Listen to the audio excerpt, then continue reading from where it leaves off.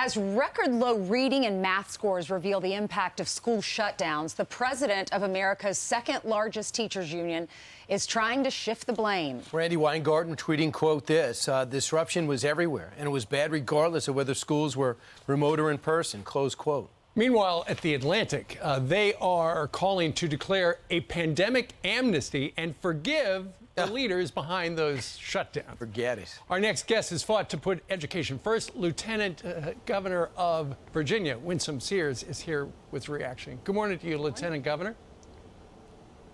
Good morning to you all. Hey, what do you make of Randi Weingarten, the president of the American Federation of Teachers, saying, look, mistakes were made, but we did it in the best interest, and just forget about all that stuff. And she doesn't even apologize for the fact that our kids' math and reading scores have tanked.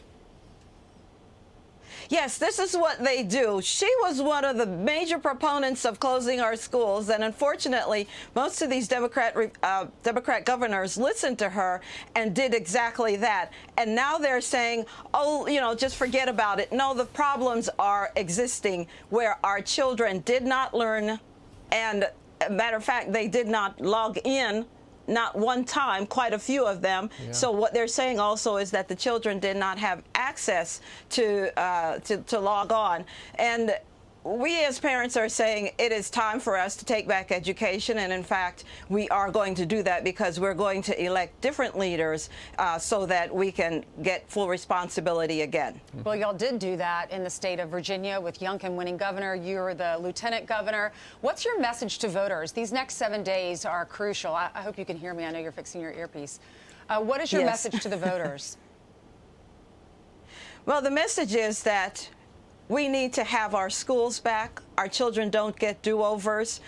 They have one shot at childhood, and then after that, they have to pay for it. There's a world out there that is not waiting for them. And in fact, when we look at the test scores of our children here against the rest of the world, China is #1, and USA is #2. We need to do differently. We can't keep doing the same things, that is, voting the same way, expecting different results. We know what that means. And we're not insane. We are quite sane people, and we're taking back our country. We're taking charge. 38% of 8th graders cannot grasp basic math concepts. So we look at a situation where Randi Weingarten says, we all suffer, let's get over it. A magazine tells us to forget about it. I say we can't forget about it, especially when the biggest drop on test scores came from impoverished districts. So the people that need it most suffer the most, and there's got to be hell to pay for it. Here's the plan. Do you guys have a plan to catch the kids of Virginia up for what they missed?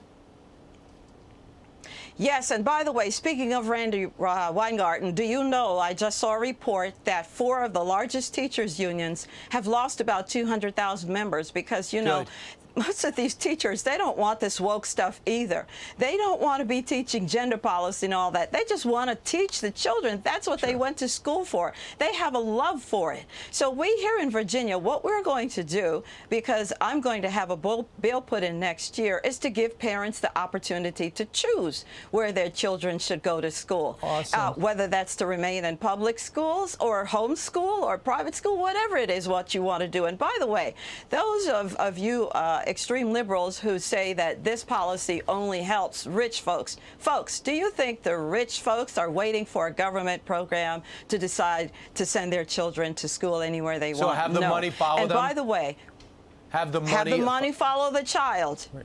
Competition is very good.